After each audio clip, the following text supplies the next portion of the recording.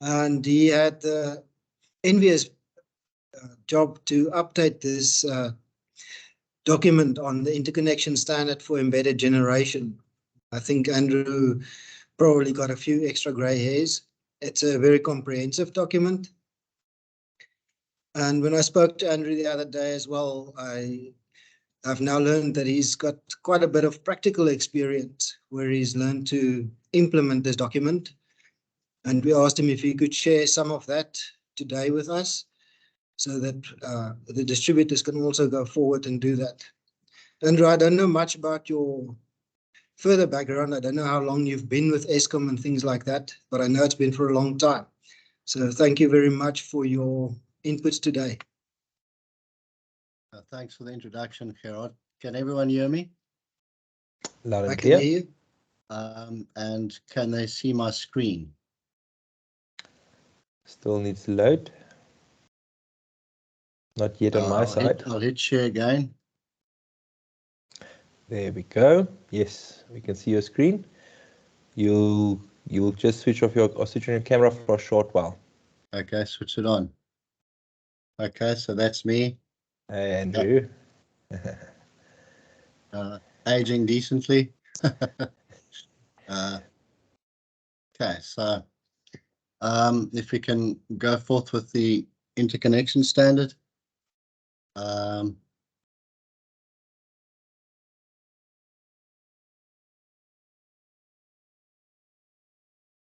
So the presentation lists a brief background, important aspects of this interconnection standard, and then presents a number of findings, conclusions, and recommendations. Sorry, hit the wrong button. So this is just a diagram of terms used. I don't know all the people that are in the meeting, how well they know the stuff. So you've got a PSS, which is a point of secure supply.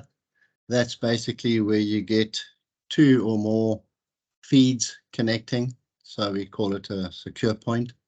And then you've got the PCC, that guy over there, which is a point of common coupling. So we've got an RPP connected in there, and we've got another feeder going out to somewhere else. So that becomes the point of common connection. And then there's the point of connection, which is the POC, and then the point of utility connection, generally a breaker, and then RPP or EG or RPP transformer, and then the PGC, which is the generator connection. And I always put this up when I give one of these presentations. So the majority of RPPs, which are independent power producers, are renewable power plants, which are mainly embedded generators. And in transmission networks, voltages above 132. Distribution is equal or below 132. And embedded generation, by definition of the grid codes, is coupled to distribution networks. And therefore, an RPP coupled to a transmission station at 132 kV would be classed as an embedded generator. So this interconnection standard also covers EHV connections, and that was an addition that management wanted put in. So, and it was put in at the last moment, and it has helped the EHV connections, but it's not actually an embedded generator. It might be a renewable power plant, but it's not EG according to the definitions.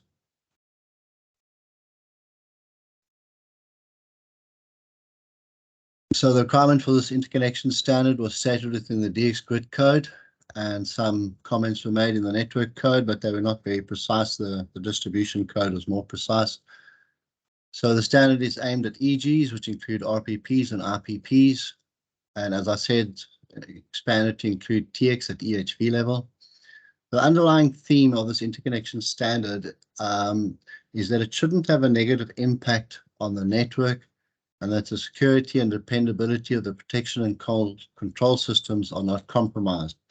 Specifically, if you've got a line between A and C, and suddenly you connect in with an EG plant at substation B, which is, let's say, halfway down the line, you don't want to affect your customers along that line, at the end of that line, at your load centers, You want to have as little negative impact on them as possible, and that's sort of the basis that this standard was written from, or the base that this standard was written from. And also then we try to put as much redundancy in as possible. So the failure of any single component or system should not result in unsafe operation. Went out of our way to attempt to achieve that. And then the standard was also written with practical application in mind, to try and make it simple for people, not simple for people to understand. It's a difficult standard, I think, to understand, because it generalizes, it covers a wide field, MV, HV, and EHV, and it covers a variety of connections. But I tried to be specific where I could, or where we could, because the SCADA section was written by a different group, and metering put their bit in, and the quality supply guy put his bit in. Mainly it reflects the grid code standards on quality of supply. Page down. So one of the points that we came up against first was ownership of the PUC. And in the initial stages, when we had sort of round one, a couple of the Eskom sites actually owned the PUC, and they owned the protection functionality, which then had to conform to the grid codes. In other words, it had to do anti-islanding, etc., etc. And that wasn't a very good setup, because what happened was Eskom then became responsible for any bump on the system that pushed off the RPP, and then had to pay penalties, etc., etc. And the grid code specifically states that the anti-islanding operation rests with the responsibility for it rests with the generator. So I came up with the regime 1, a regime 2, and a regime 3 layout. And as it shows here, regime 1 was the EG ownership of the PUC, and it's an EG ownership of the PUC, and there's no NSP ownership but the PUC and the NSP bus bars between the PUC and, sorry, I'm mixing up regime 3 and regime 1 when I explained just now. Regime 3 was the NSP, which is Eskom, as I'm speaking, owns the PUC. So that wasn't very good for us. And then the other one we had was regime 1, where the EG owns the PUC and there's no NSP ownership between the PUC and the NSP bus bars. So in other words, Eskom didn't have a breaker on its bus bars. And the problem with that came in when you wanted to isolate those bus bars, or where you got operations, you didn't quite know why you were getting those operations on the breaker. And so regime 2 was the one that we sort of set on and became our preferred option, where the EG owns the PUC and was responsible for the protection on it. And the NSP owns at least one breaker per feeder, which gave us control, generally remote control, and remote indication of that feeder and that connection point. And that's how we've moved forward from there, where we attempt to always implement a regime 2 type situation.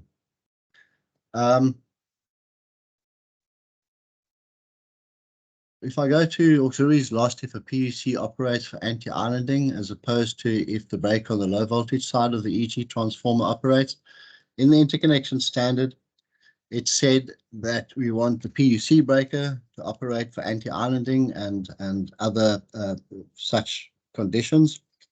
And it said under certain circumstances, we could allow the RPP to operate the, let's say, the MV side breaker. So I'm now assuming that I've got an HV to MV transformer and the PUC sitting on the HV side. And so in some circumstances, it says you could operate the MV breaker in its place, because basically you would be losing your auxiliaries. And in most cases where we have an Eskom RPP connection and we've built a substation specifically for that RPP connection, then we generally get our AC supply, our auxiliary AC supply. We get it from the RPP, and they also get their supply from that same point. And so for something like an anti-islanding trip, you really don't want to remove your auxiliaries. You know, it's sort of like shooting your foot off. So when we update the interconnection standard, I'm going to change that to under, not under some circumstances. I'm going to give the RPP the option to basically operate the MV breaker on the MV side breaker as opposed to the PUC breaker. Just because it's practically, it keeps the auxiliaries running. Page down. Sorry, Andrew, if I may. Yes. Well, I think it's a very important point to understand. Would you mind just explaining to the group what this auxiliaries entail? Because with the SECG, it's not really a big concern because you know, there's Okay, only so but yeah, for the big plants, this is important. okay, so basically, this interconnection standard is primarily aimed at type B and type C RPPs. You know, in other words, 1 to 20 MVA and 20 MVA above. That's sort of the big boys. Obviously, there's a lot of small boys as well, and quite often they cause more trouble than the big ones. But where you've got, let's say we've got ourselves a 20 MVA RPP connecting to us, we need secondary plant equipment. We need protection on our feeder breaker, and they would need protection on their controllers, plus they would need DC to run a lot of their circuits, and we would need DC to run a lot of our circuits. And you know, then we've got a battery charger which needs to be charged, and that's where auxiliaries come from. Well, that's what auxiliaries are used for, you know, and also lighting and stuff like that, and security, etc., etc. But mainly, you know, the most important point is your battery chargers. And so you've got to get those auxiliaries from somewhere. So there's two ways we get them. One is you know, out of a NEC NER auxiliary transformer, which we have at most of our XSIM kites. So if you had an RPP on the MV side, they would probably have a NEC NER auxiliary transformer, or they would have an auxiliary transformer if they just had a start point. And the other way is via power VTs. But the RPPs have been quite open to giving us an auxiliary supply. So that's where the auxiliary supply comes in. It's used for the secondary plant equipment, but also for lighting and, you know, electrified fence, etc., etc. Perfect. Thank you, Andrew. Okay. So the other item that the interconnection standard called for was an independence of DC suppliers. So firstly, if we're thinking of our regime 2, where Eskom owns a breaker on the feeder, and the RPP then owns the PUC breaker and a PGC breaker, then we wanted independence of DC suppliers within the RPP environment. That's basically to allow for redundancy, so that if your PGC protection failed, your PUC protection wouldn't, and vice versa. And also redundancy between the RPP and us. And I've covered this a little bit further along, because in some cases, you know, you've got a wind farm like down at Jeffreys Bay, and you've got these turbines all over these fields. So everything's very distributed, and you're going to have separate DC supplies there. It's just going to be automatic. But in some cases, you've got one turbine or you've got one set of PV panels, and everything's very close to each other. And then one needs to say, well, you know, do I really need a separate DC supply for the PGC and the PUC? Because my circuits aren't big, they don't cover lots of distances, the chances of them faulting are quite small. And if we're interacting with Eskom, they're going to have their breaker, and on their breaker, by the way, on our breaker, we put backup protection. You know, we've got over voltage, we've got under voltage, we've got over frequency, under frequency. We put that in as a backup, although we rely on the RPP to do the main tripping as they are told to via the grid codes. So that's just independence of DC supplies. If I've got more time, I'll come back to that a bit more deeper later on. And we've got interfaces. You've got a common junction box. This is a very practical thing. So most often these RPPs are built right next door to the Eskom substation, because the Eskom substation in general is built at the same time. So we share a fence in most cases. And so where that is the case, what we've asked for is a junction box on that fence line, and access to it from both sides via gates, which are locked. So you've got your gate with your lock on it, I've got my gate with my lock on it, and any interactions between us circuit wise goes through the junction box, except fibers, because that just opens up another point of failure. And the interconnection standard also states that if you are right next to each other, then you need to tie your earth mats together. You need to have one earth mat. And so if you've got one earth mat, then you can pass wires between, you can come into our CT circuits. You can send us a signal. We can send you a direct transfer trip signal, and everything's hunky-dory. We don't have to isolate it too much because we're on the same earth mat. As soon as we have separate earth mats, we really want to interact via fiber connections. It's just safer on these modern relays. They just don't like these decent voltage differentials coming in on the inputs of the binaries.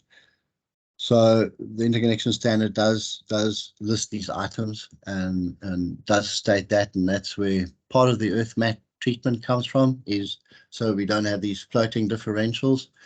And the other part of the earth mat treatment is that if you do share an earth mat, then you can, given certain layouts of your substations, you can extend your buzz zone on your Eskom side to cover the RPP, let's say to the HV side of the transformer CTs, and then they obviously overlap on the differential on the transformer, and that's one way of getting around having to use a little feeder diff between you and them when you're really covering 15 to 30 meters. It's quite a lot of expense where you could extend your buzz zone. Obviously, what you gain on the swings, you lose on the merry-go-round.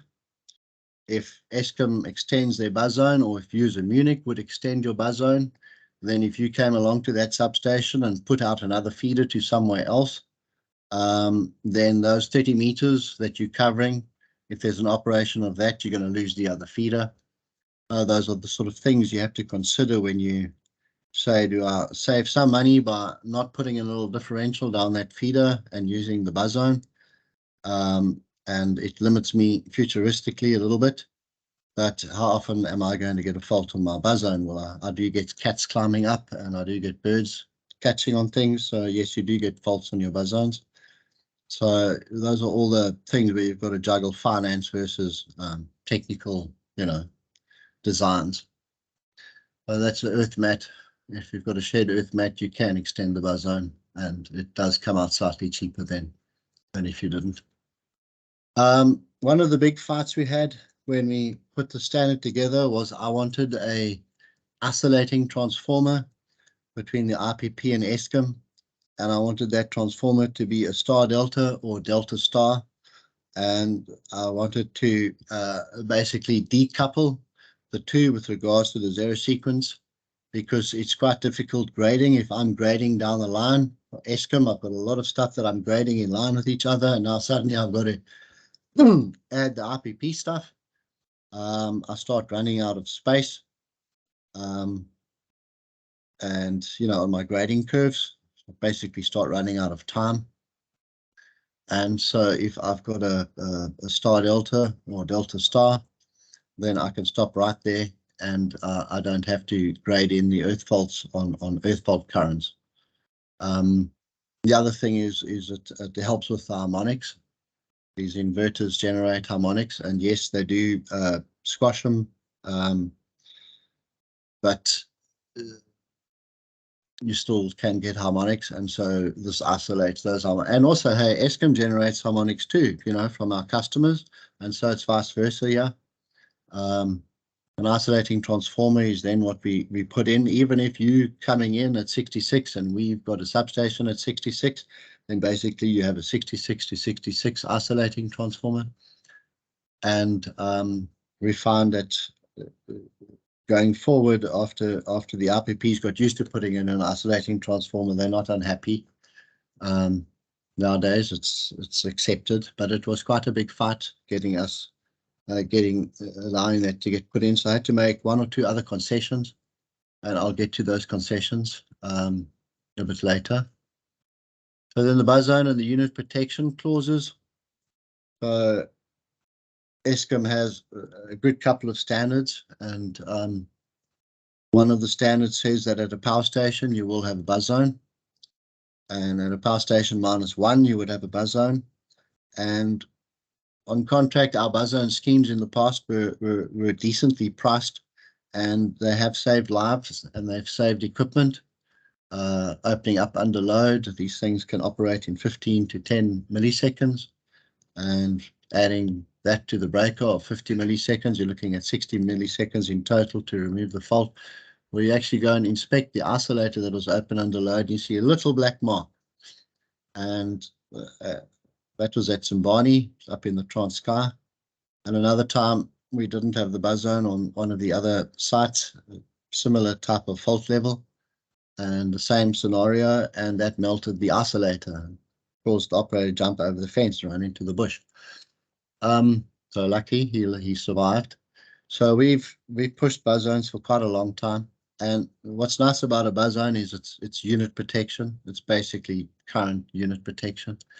So it's instantaneous, and it doesn't matter from which side the current, if it's flowing hither or thither. And so on our HV stuff, HV feeders, we generally have unit protection. So we either have differential with OPGW. And past we had ADSS, but that's starting to get stolen. So we try whenever we build a new power line to put OPGW on it. And then we have current differential with backup distance. And alternatively, we have distance with teleprotection on the HV network in the vast majority of places. Not all of them. You can never say all in Eskom, but vast majority of cases we do have that. And so that's unit protection. It's classed as unit protection. And so the interconnection standard says that if you have unit protection coming up to the point where you're supplying to the IPP, then you will carry on with unit protection. In other words, if my feeders feeding into that site have got unit protection, then I would need to put a buzz zone on, and I would then need to have either a differential or an extended buzz zone up to their transformer CTs, and then I would have the transformer differential protection and then protection further down from that. So it basically means that your braiding that you have to do becomes of a secondary nature. In other words, it turns into the backup grading. The overcurrent type based protection is then on a backup. It's not as important, and you don't really have to worry about directionality either. In the sense of the unit protection, you do on the backup stuff. On the current based stuff, you've got to generally have stuff that's directional. I think I've got about 15 minutes left. Okay. Am I going too fast, or is this a sort of reasonable speed? I think it's fine so far, Gerard. Okay. Yes, it's good. Thank you. Okay, so then we've got sync check, live, dead buzz clauses. In some cases, these have been a bone of contention because consultants seem to have mixed up sync check with synchronizing, and the interconnection standard specifically says synchronizing would be done by the IPP, and the grid code basically says synchronizing will be done by the IPP. And so we're speaking of sync check. And in the distribution code, it says the owner is on the network service provider. So that for us would have been Eskom, for you would be the municipality, to check when you close that you are not closing in out of sync, which is then called sync check. So sync check, you know, these modern ID relays, They in general have sync check capability, and so it's there, it's built in. We like using it, but it's not the be all and end all. One doesn't have to use sync check. One can use a voltage relay with a a live voltage output, which then would block a close, and it doesn't have to be all done in programming. It can be done externally in sort of hardwiring where it's in line with the close pulse that's going to the breaker. That's acceptable. So in quite a couple of cases, when we've been vehemently opposed by consultants on not wanting to use a sync check, and that's a sync check right up to the point of secure supply. And if you remember earlier, I said the point of secure supply for us was where we have got a bus bar that is fed from two sources. And so from that point of secure supply down, we basically apply sync check. And one of the reasons we do that, other than being told that we need to check that we're not closing in out of phase, is that the B type and the C type RPPs or RPPs, they have got 150 millisecond zero voltage ride through clause that they've got to adhere to. In other words, if the source voltage goes to 0 for 150 milliseconds, these guys have to stay connected. And therefore, if they can stay connected for 150 milliseconds, perhaps if something goes wrong, they can stay connected for longer. And so our auto reclose times are 3 seconds, and our single pole auto reclose times are 1 second in general. So it's either 3 seconds or 4 seconds, 3 at the source, 4 seconds at the remote end if it's a radial type feed. Those are the 3-pole ARCs. The single pole ARCs should hold the system, and they then wouldn't get a zero voltage applied to them. There would be voltage that they would be able to stick with. But because of that 150 millisecond zero voltage ride through clause, we do the sync check, because basically otherwise we would be answerable if we closed in out of sync. And one's got to bear in mind when you're doing these designs that things fail. And there was a PV plant, and it's referenced in this interconnection standard, that failed in Canada, and gaily carried on running for a good couple of days without them actually realizing that it was connected and on. So these things do happen, and we've got to sort of design for that and make sure that we don't kill people. And so the sync check criteria is there, but as I said, it can be a dead voltage check or a live voltage check, depending on where it is in the sequence, or on the network. The other thing that the interconnection standard goes into quite detail on is the transfer trip clauses. So we just go back to the 150 milliseconds zero voltage ride through, and then you've also, in an anti-islanding scenario, a B and a C type plant have got to remove themselves at the end of 2 seconds. So they can remove themselves earlier. They can't remove themselves for the first 150, and then they've got from 150 to 2 seconds to remove themselves so that they don't island. And if you look at that, then the faster you set it, that's the anti-islanding protection on the PUC as an example, the more it will operate from a nuisance trip perspective, because these networks that we've got out there, they have bumps on them, they have bumps up, bumps down. It's not as perfect a network as we would like it to be. There's faults happening all over the place, and also very weather dependent. You get lines clashing and stuff like that, so you get bumps. And if your stuff is set very sensitively, you then operate quite a bit. And obviously, if it's set not that sensitive, then what happens is you might actually not operate for a source side open. In other words, you might island onto a network. And bearing in mind that sometimes there's not just one RPP plant connected on a feeder. There could be a couple, and they could island off together with themselves and some customer load. So one's got to bear that in mind as well, that it's not always just a straight radial feed down to embedded generation plant. And also you might do design now where it's one, but futuristically 10 years time, there's now 4 of these things on that feeder. You need to be aware that that can happen. And so what we've got is we've got this breaker open transfer trip. In an HV type environment, we've got a point of secure supply, which is a substation. Let's call it substation A, bus bars, 132. And let's say we're feeding down to substation B. And we're just feeding one line down to substation B, 132 kV. And then at substation B, we're going to have an incoming breaker. And let's say we then have a bus bar. And let's say on one of the outgoing feeders, we then connect an IPP. So what we do is if the breaker at the point of secure supply opens, we then transfer trip, send a signal down to the incomer breaker. This is secondary plant equipment, obviously, incoming breaker. But if we don't trip that breaker, what it does is it takes that signal and it passes it out of the scheme by hardwired contacts.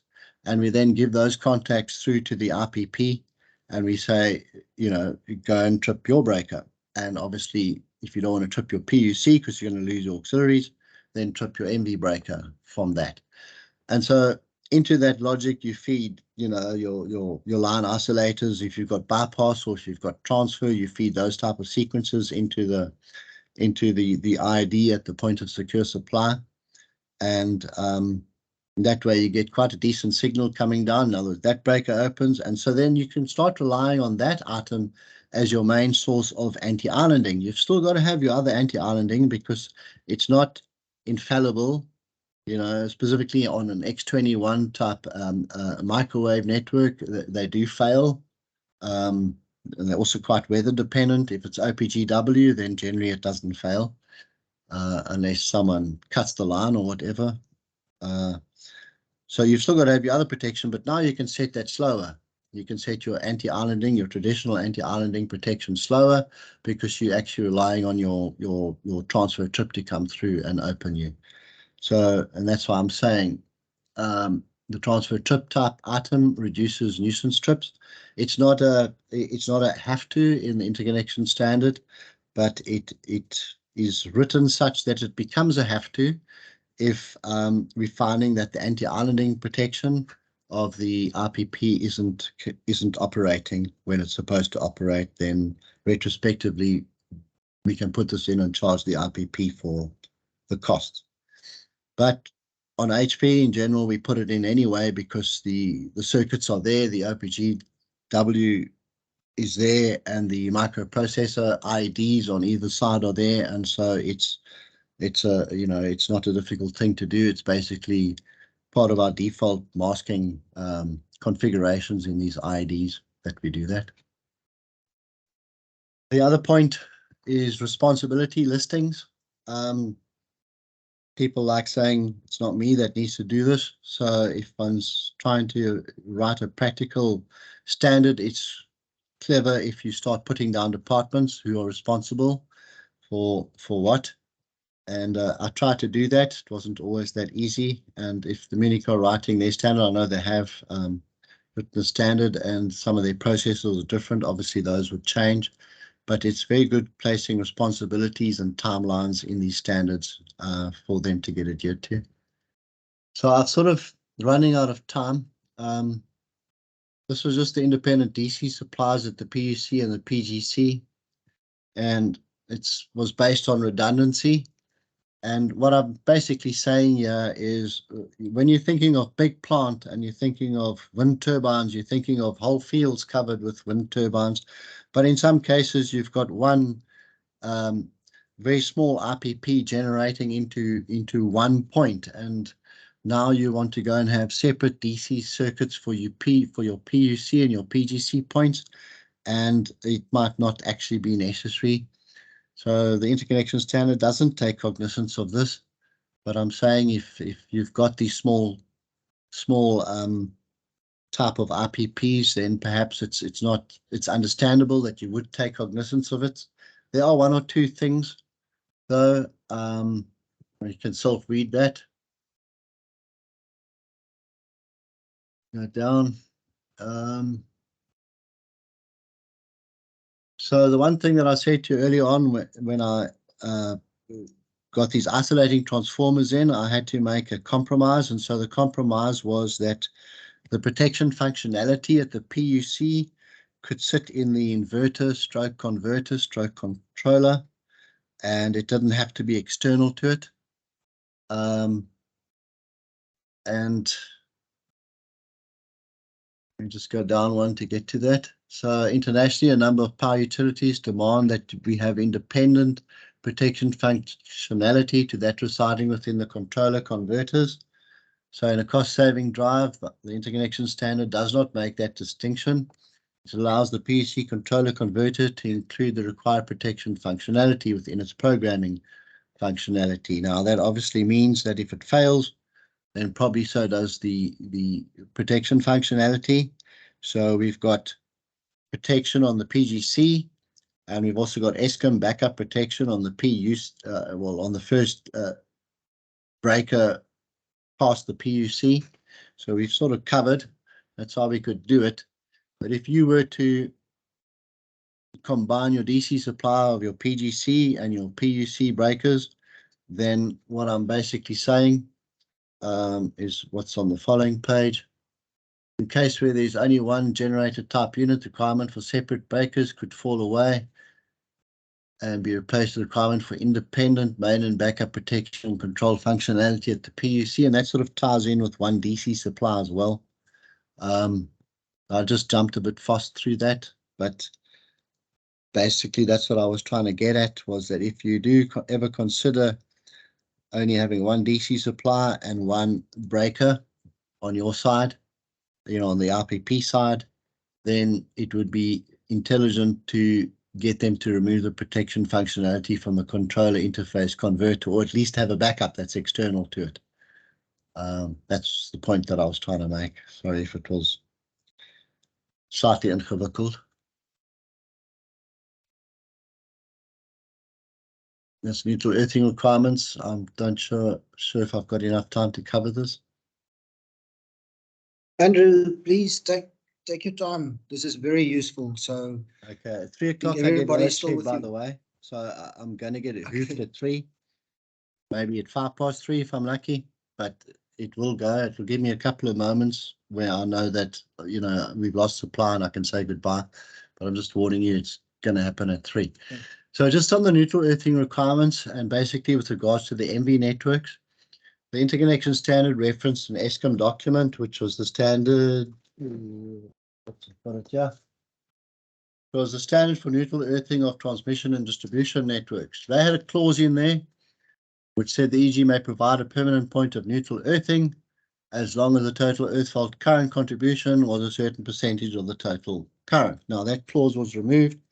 I suspect that clause was removed because no one was doing the calculation, but then I'm just a very old jaded type of chap who is very suspicious. Anyway, the clause was removed, and so what's left is the new document. And so the new document says two things. It's got, if you've got a common source earth mat, in other words, if your MV transformer shares the earth mat with the source, then you've got to operate your customer neutral must be unearthed on your MV side. In other words, in brackets on your HV side. If you understand, on the primary side, rather, that's more explicit. And if you've got if your earth mat is separate to the source earth mat, then you would have your neutral lifted, but you would need to switch your primary side customer neutral, and so you have to have some type of switching mechanism in there. In the past, we've used Jocelyn switches because they were quite controllable to close and open. And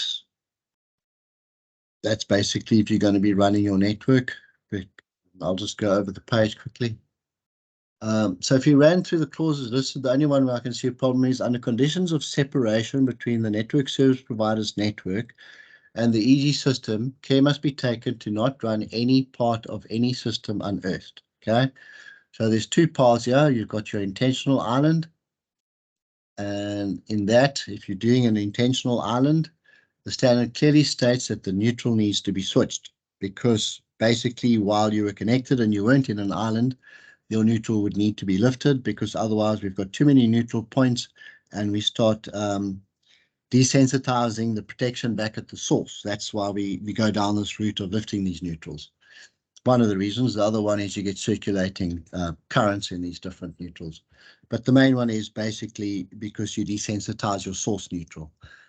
And so then if you're going to run an intentional island, you need to switch your neutral. And basically that document, the neutral earthing of transmission and distribution networks, covers that. It details that, and it details that you would basically need to have a switch in there, and it would need to close 200 milliseconds prior to you going on an intentional island, and open X amount of milliseconds after you've come off an intentional island. And then the other one is the unintentional island. Excuse me. So in the unintentional island, basically, remember what I said. You've got 150 milliseconds where you've got to stay connected, and then you've got up to 2 seconds to open. So in that period, depending on the network layout, you might be running that system unearthed. And that worried me quite a bit. And so I went off and I asked the grid code people, and I asked Adam Bartolak, and I had debates with the grid code custodians and with the ERT groupings, and basically also looked up in South African standards and stuff like that. And it basically said, from what I could see, was that because it's a transient state that you're in, because you're moving from one state to another through a transient state, and it's a certain period of time, basically you're allowed to run that system unearthed in that transient period. And it's basically what I found. And so this is what I'm really saying. So transient period, and if I just page down,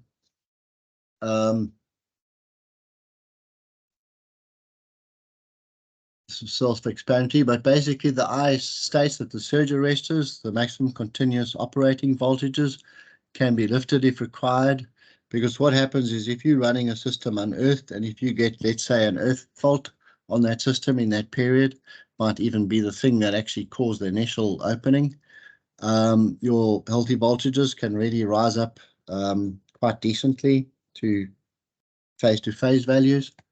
And also you can also get resonance and other such conditions where they can also rise up under those conditions. And so your MCOVs, maximum, your surge arresters need to take it. And so you would look at your maximum continuous operating voltage, that's your 50 hertz voltage. And then you'd also look at the TOV curves, which is the temporary overvoltage curves, and you would see that they can handle it for those 2 seconds.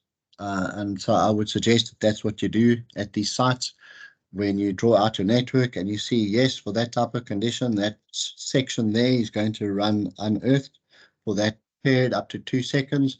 Then you need to go and see that that equipment that you're putting in there can handle it.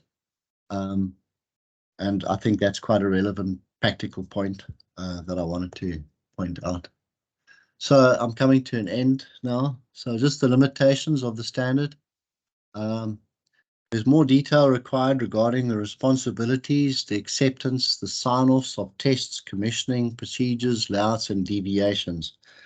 We thought that RETEC would come along and really do testing of these sites.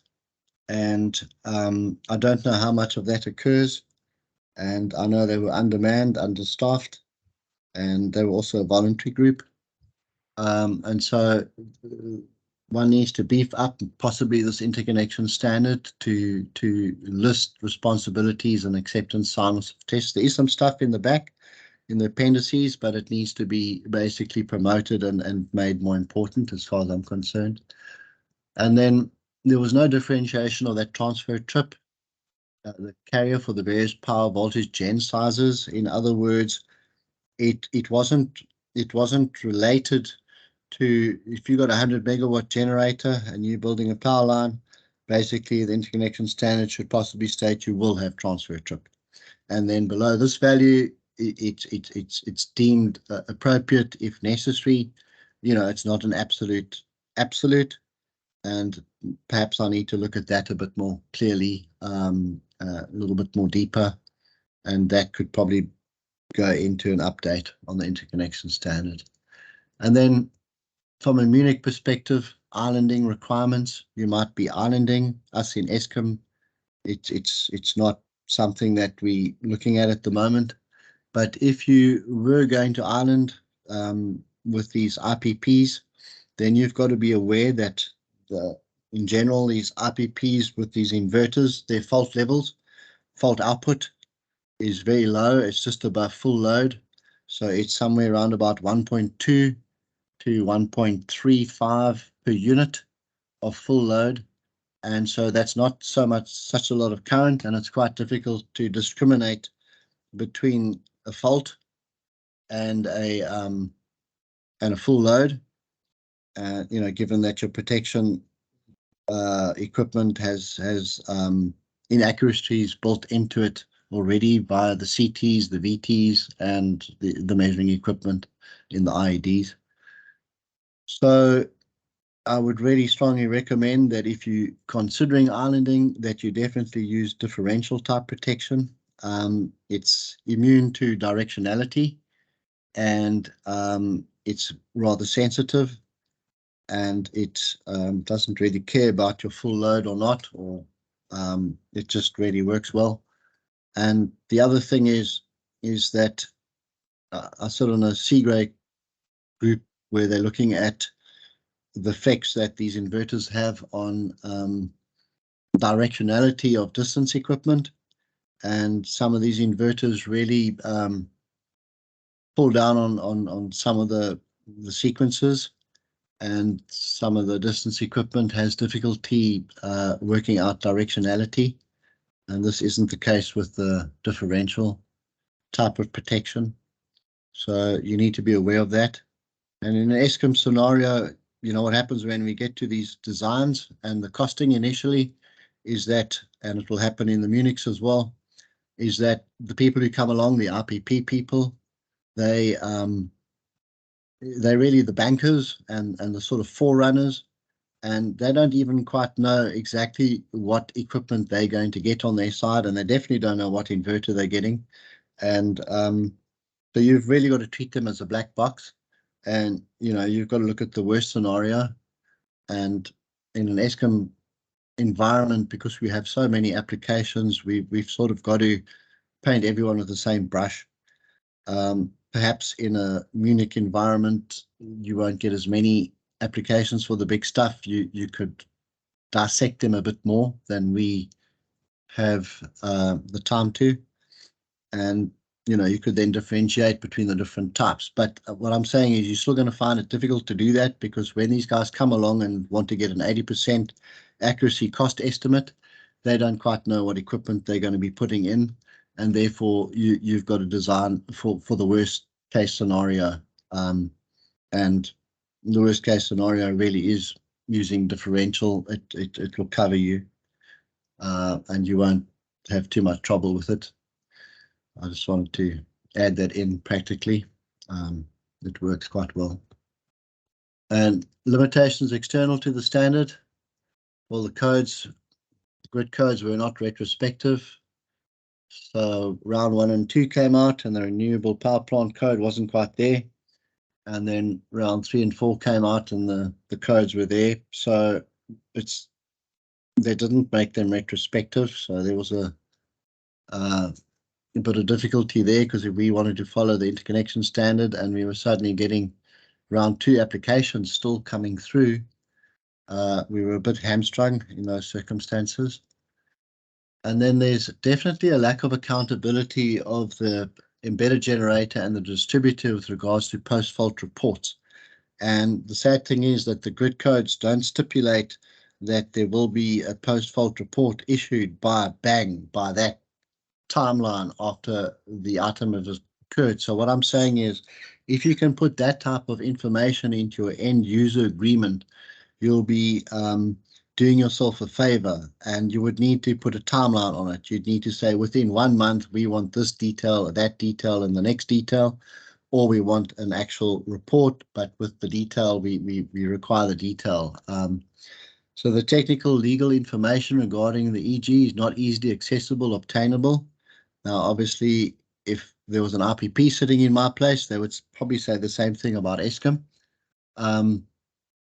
But I'm looking at it from my perspective. Technically, it's difficult getting information out of the RPPs. And so if you could put that into your end user agreement, but not just we want the information, you need to put a timeline in. When you ask for it, this is the timeline you expect it by, otherwise there's a penalty or whatever. If you do that, you'll be helping yourself. That's practically what we found. So that's basically what I've just said. The post-fault report requests sequences and cutoff times should be stipulated within the end of use agreements. And from an Eskom perspective, basically, we would like a central database where all this technical information is fed to, as opposed to fed to individuals within the regions. That's all very well that it's fed to the individuals that need it, but it also needs to go into a central database so that other departments within Eskom can access that information. We find quite a lack of information, and it might not be the RPP's fault. It might be, from my perspective, it might be Eskom's fault of not sharing that information well enough. And then an overall process guide document linking all the multitudes of processes, departments, sequences, standards, documents, and stipulating the accountabilities and responsibilities is required. That's within Eskom. I noted from getting onto your site that Gerard pointed out to me, you've gone quite far down this route. You do seem to have this type of overall process guide. And if you do, then I commend you for having done that. I think that's it. Yeah, that's it.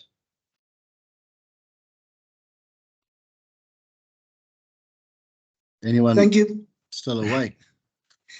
Yes, thank you very much, Andrew. Just a quick question from my side. What is the latest version of this document? It's still the same document at the moment. It is 2014. Yeah, October 2013. And it's gone to the SCADA people. They've updated some of their stuff basically because they were putting in explicit pieces of equipment, and Eskom isn't allowed to do that. So they've fiddled that a bit, and it's sitting with the metering guy at the moment. He's doing a fiddle, and then I get it next. And so I need to update, the reference to the earthing. And the other thing is that I just need to change very slightly because the grid code altered with regards to A3, connecting on NV, and it just looks purely at megawatts. So the document says right near the beginning, it says that this is for B and C, and it sort of makes a reference to A3, although it didn't really say that it specifically was for A3. But it was for anything connected to MV. Now it's really tied to, as you know, megawatts. So I just need to change that to it's B and 3. I mean, it's B and C, sorry. And then I can add in the documents that were completed in the SSEG care group. There's a number of documents that have been completed by various groups and peoples. In the last sort of year, there's been quite a bit of activity in that space, in the SSEG space. And I think they've basically covered the vast majority of items that they've had to. Great, thank you. I think we all keep on learning, just like our interaction with the distributors in this way. We also learn and can share information with all parties. I think, like Andrew said, there might be 1 or 2 minutes left for questions if anybody has. Mark? Yeah, if there are others, please take them. But let me jump in meanwhile. Yeah, thanks, Andrew. So from your point of view, I would be a layperson. So this is where the question is coming from. So quite a lot of activity in the larger than 1 megawatt space in municipalities is only just larger, like another megawatt or something like that on a mall roof or ground mounted, etc. So there strikes me there'd be quite a jump between installing a system 1 megawatt or smaller and then installing a larger system where this standard would apply. This seems quite a lot to throw at them. Are there gradations within the standard? Does it apply like full on? Because it strikes me from, again, a layman's point of view, that there's quite a lot here. Or if it's a smaller system, if it's sort of just above, you know, real bottom of the range category B, is it only some of this that would apply? You know, that sort of detail I'm sure you haven't gone into. But yeah, it just strikes me that there's a big jump. And is this standard appropriate for, let's say, a 1.5 megawatt system as well on a mall roof behind the meter? Or was it really written for larger ones and it doesn't really cater for that sort of scale of thing? If you get my meaning. I get your meaning. So if I look at it in Eskom terms as opposed to in municipal terms, then we could think of our rural connections, our farmers who have connected. And in those cases, what we do is we use a recloser at the connection point. And then we still look at the earthing because it's still important, obviously.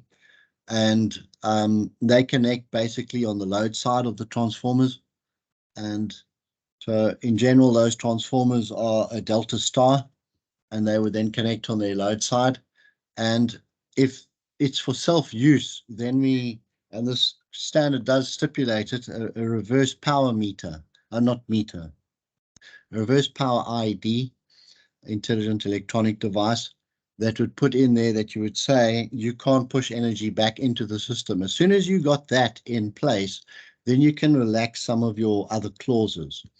Because, you know, when you say these things are like 1.1 megawatts, they're really for self-use. And you know, if you've got an end of use agreement that says we're not going to push stuff back into your system, then we straight away say, well, let's put a reverse power meter, not meter, a reverse power relay there, and make sure that you don't.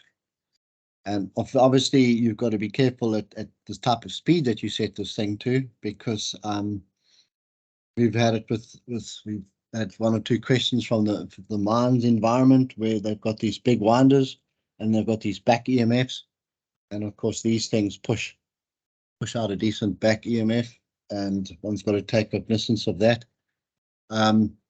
So you don't want to set these things too fast, but you can set them so that basically you wouldn't be pushing back into the municipality or into the Eskom network for any length of time.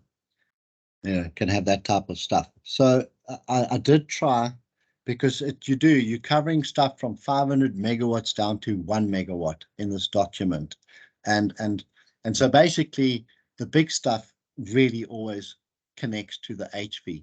So in the MV environment, I try to bring in as much flexibility as I could to cover us from the 1 megawatt going up to, let's say, 5 megawatt environments, but I didn't split it. And the grid codes don't split it either. They go 1 megawatt to 20, we're going to treat you all exactly the same. And 20 above, we're going to really throw the kitchen sink at you. I try to be a bit more flexible in the MV environment. Thanks very much, Andrew. I see there are a few questions coming in the chat as well, Gerard.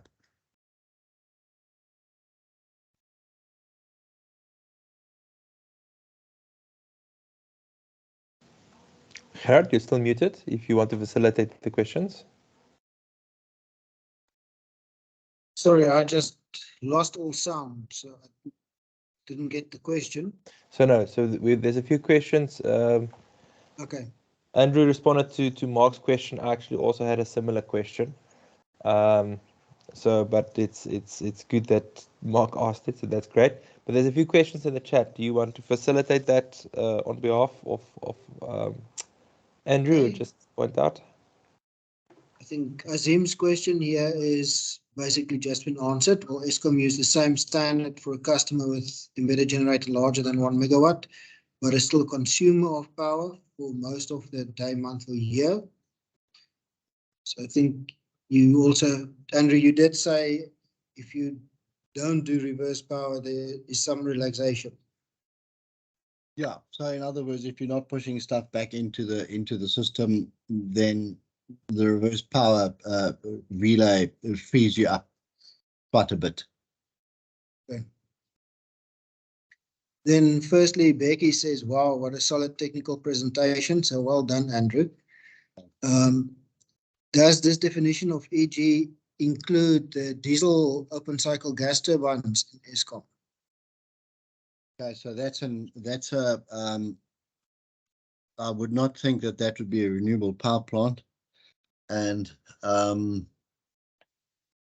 it's not an RPP, so it's an Eskom generation plant, and this interconnection standard did cover that, and it basically said that Eskom generation plants other than RPPs are not covered by this interconnection standard. Okay. No, I think the interesting part there would be how it differs between different technologies, maybe. Yeah, and also, one's got to look at what's different between the municipality and Eskom. So Eskom's got this grid, this big grid, and municipalities in general are smaller entities, that are a finite sort of circle of something, and you're going to connect, and you're going to have plants connecting to you to boost your power, and obviously then you might get away with a bit less load shedding from Eskom, and you're also going to have commercial plants who are going to want to use the energy, let's say during the day, and at night, let's say, push it back into your system. So, you're going to have the same type of RPPs connecting to you that we've got connecting to us.